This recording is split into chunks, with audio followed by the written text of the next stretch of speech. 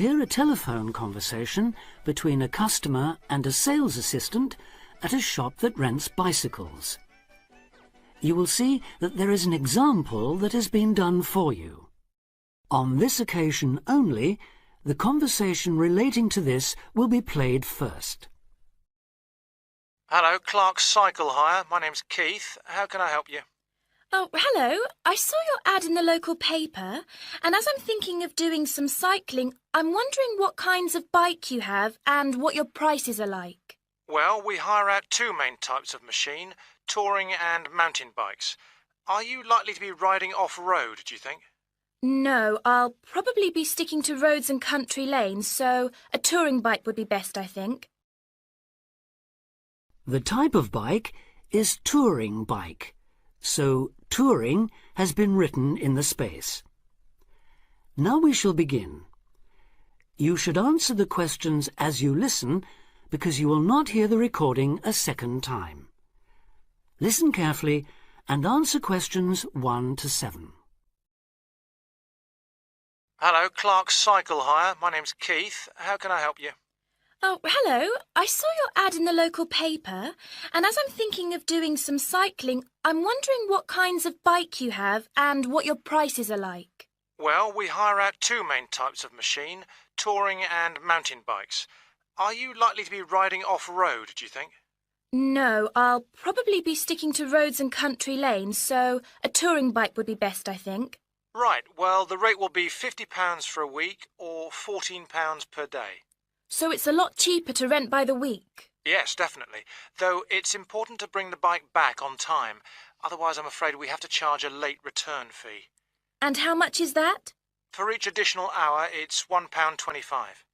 So if you were a day late, it would cost another £30? Yes, that's right. I'd make sure I didn't do that then. I should also point out there's a deposit which you get back when you return the bicycle. In good condition, of course. On touring models, it's £60. Is there anything else I'd have to pay? No, that's it.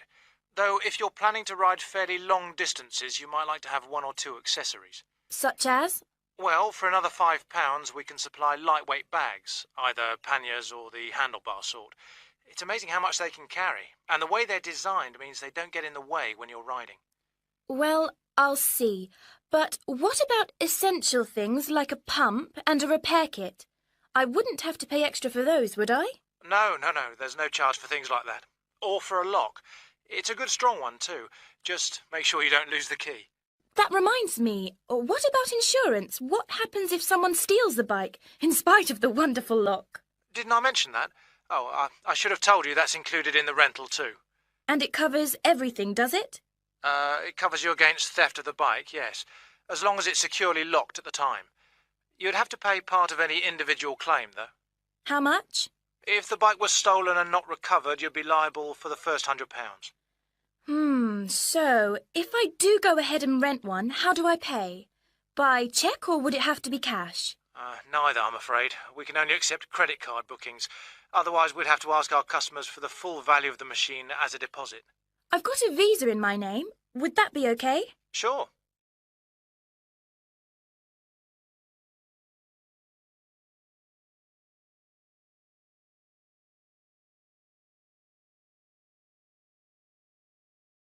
Section 1. Now listen and answer questions 8 to 10.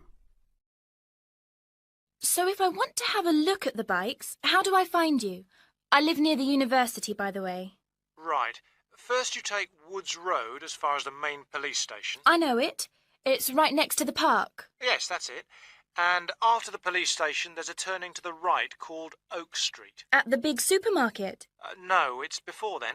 It's actually between the police station and a garage on the other side. OK. So, you go down Oak Street until you reach the health centre on the right. If you get to a pub called the Maple Leaf, you've gone too far. All right? Yes, I've got that. Now, opposite the health centre, there's a pharmacy, and we're just behind that. OK, fine. I'll try to call over sometime tomorrow. Great. See you then. Bye.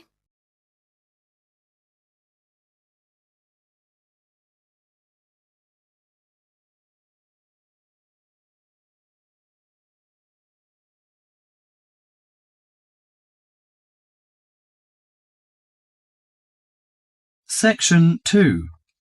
In this section, you'll hear an introduction about ancient architectures. First, you have some time to look at questions 11 to 20.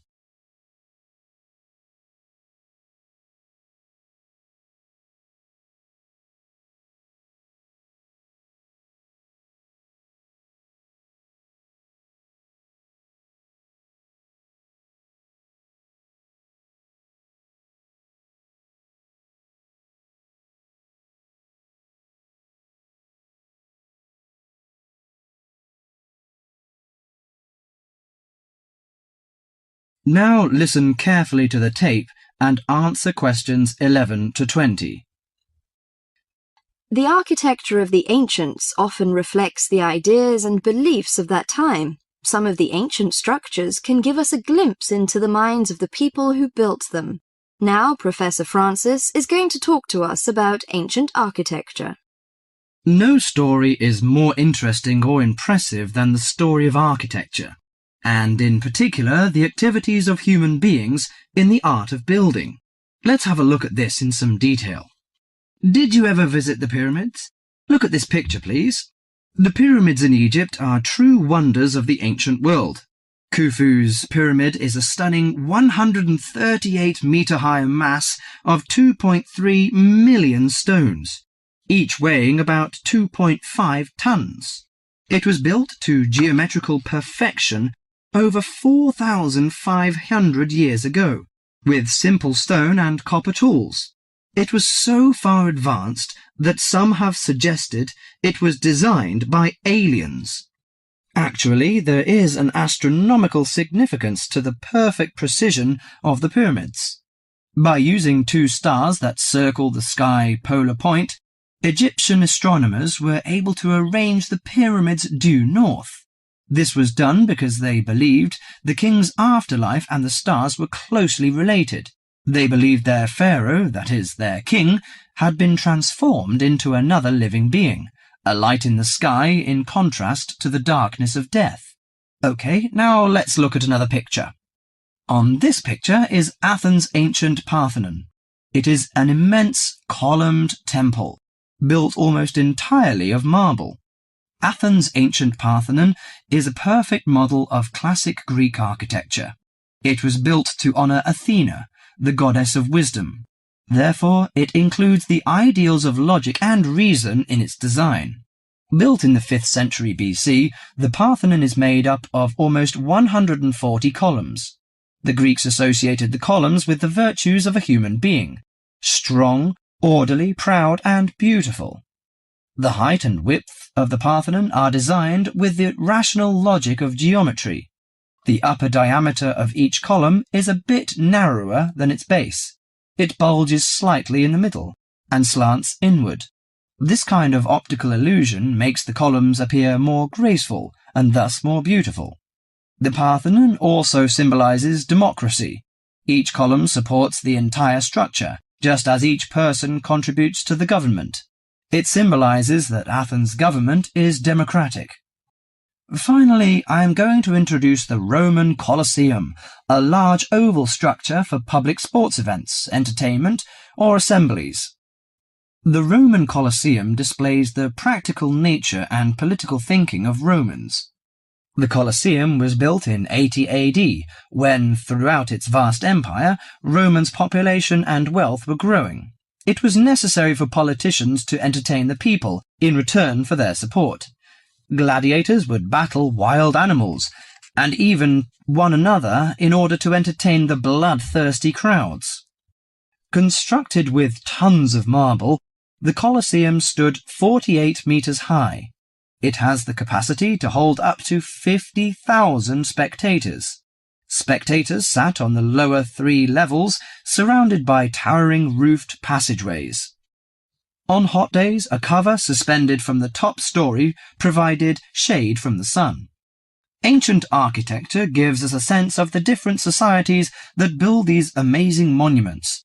Through it, we can imagine what life was like when those civilizations were flourishing. That is the end of section 2.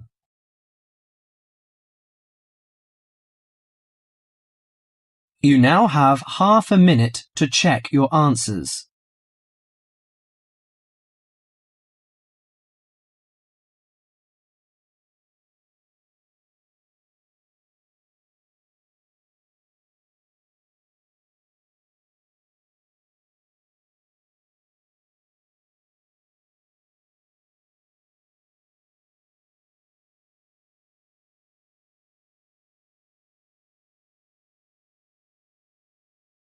Test 1. Listening. Section 3. You will hear a tutor and 2 students discussing the best ways to study. Listen carefully and answer questions 21 to 25. Well, how are you both settling in? Fine. Yes, no problems. So far, anyway. Good. Remember that as your personal tutor, I'm here to help you if you do have any difficulties. Now, as you know, lectures start on Monday, so I thought we'd look at a few ways of making the most of them, especially in terms of the notes you take. Let's begin by thinking about what you can do before you even go to the lecture. Any ideas? Make sure you're up to date with all the background reading, so you know plenty about the subject already. Yes, that's essential. The lecturer will assume you have that knowledge. Anything else, Carlos? Well, check what the topic's going to be. Of the lecture, that is. I'd go a bit further than that and consider what the content may be. Then you could ask yourself some questions that you want answering and listen out for the relevant information during the lecture. Okay. Now that brings us to the lecture itself and the actual business of writing notes. But there's a lot to deal with there, so we'll come back to that later. What I'd like to do for the moment is continue with the process of note-taking and move on to the next stage. Any suggestions for what that might be? When the lecture is over, you mean? Yes, once you're able to sit down somewhere quiet with your notes. Read them? More than that, you need to make sure they'll still make sense to you weeks, months later. Edit them? Yes, that's what's needed. It's well worth spending a few minutes on it. Any missing words, anything difficult to read, things you didn't have time to jot down, now is the time to do so, while everything's still fresh in your mind. Right. And after that, when's the best time to revise them? When do you think, Carlos? I'd say just before the next lecture, in the same subject. Precisely. That's a vital time to look at them again, for obvious reasons. But it's definitely not the only time. When should you revise them again? A month later, maybe? Sooner, and much more often than that. I'd recommend you look at them again once a week. That's why it's so important they're complete and easy to follow.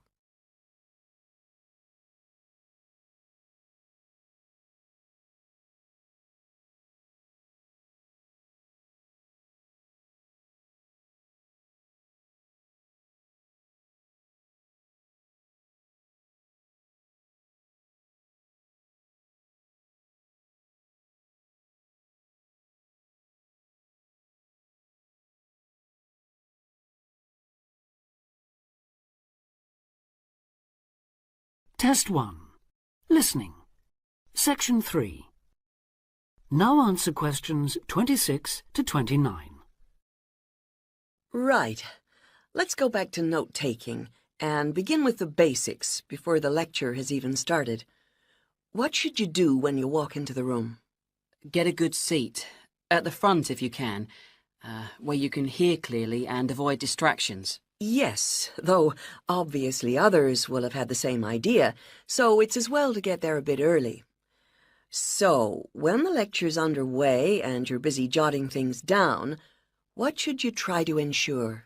That you're getting all the main points. And what if you don't catch something you know must be important? I'd leave a space. Then I could check it later, perhaps by asking a question at the end and fill it in afterwards.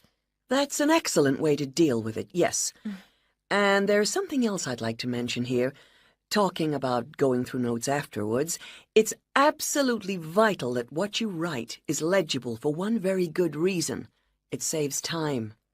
You'll waste many hours during the course if your revision is held up because you can't read what you've written. Okay, what else can we do to make listening and note-taking more efficient? Well, I always listen out for signpost words. Sorry, what are they? They're the ones lecturers use to say where they're going. A bit like a signpost at a road junction, I suppose. Things like, the first reason is, however, to sum up, and so on. Yes, they can tell you when something important is coming, and help you organize your notes, too. Test 1. Listening. Section 3. Now answer question 30. Is there anything else you can add, Carlos? There's something I think's very useful, but it's later, after the lecture is finished. That's fine. Go on.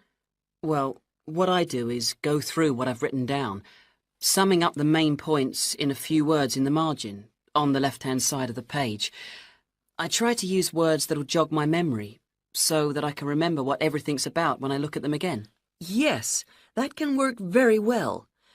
What some people do to review their notes is cover up their full notes from the lecture, maybe with a piece of paper or a card, and concentrate just on what they've put in the margin, trying to recall the details. Then they move the cover down a little and check whether they were right. Or you could put your main points on another piece of paper and clip them together. Instead of covering and uncovering, you just hold a page in each hand. Sure. It's down to personal preference, really. Everyone has their own learning style. That is the end of section 3.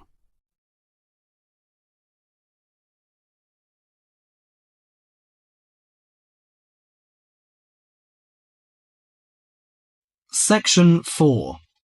In this section, you'll hear a lecture on sports injuries. First, you have some time to look at questions 31 to 40.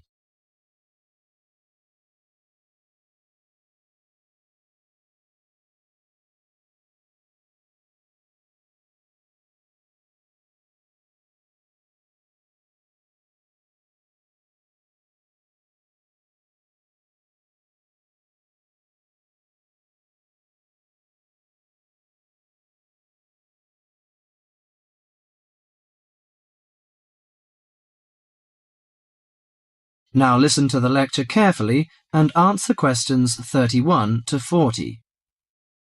Morning everyone, and welcome to our regular lecture on health issues. This series of lectures is organised by the Students' Union. It's a great pleasure for me to welcome Mr. David Greenbaum, a physician in sports medicine, to come along and talk to us today. Thank you. You may doubt what good sports medicine can do to non-athletes like you college students. According to public assumptions, sports medicine doctors deal only with sporting injuries. But actually, we treat general joint problems experienced by average people more than treating people who hurt themselves by playing sports. So, whether you're an athlete or not, a sports medicine physician can help you start off every day on the right foot. If you are a college athlete or a sporty person, you must stay at the top of your game. But how do you maintain best physical fitness? You should be under the watchful eye of your sports team physician. Sports medicine doctors offer total care treatment, such as customized workouts, immediate care of injuries, and surgery when needed. A sports medicine doctor's training falls within the specialty of orthopedic surgery. As such, it focuses on the cartilage, ligaments, and muscles involved in your body's movement. So, how do injuries happen?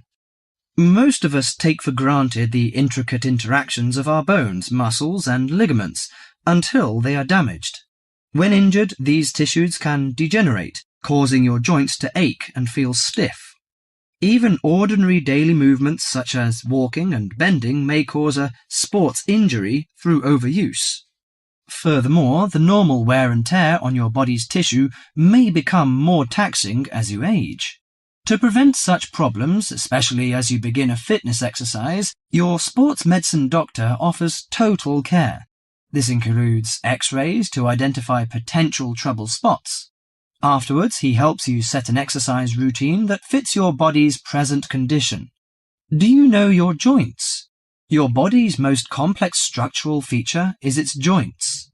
Your joints allow you to grasp, twist, sit, and even feed yourself. Repetitive motions, however, may lead to chronic overuse of the soft tissue connecting bones at the joints. This overuse can result in injuries such as tennis elbow or even carpal tunnel syndrome. A more severe type of injury occurs when you lose your balance, thereby putting a joint under abnormal stress. Worse still, you could suffer a bone fracture. When a traumatic injury happens, effective medical care is crucial. Improper treatment of any joint injury can cause permanent loss of flexibility and reoccurring joint pain.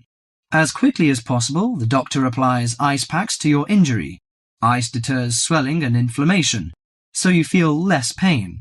After keeping it iced for the first 48 hours after injury, the doctor begins therapeutic exercise of your wounded joint.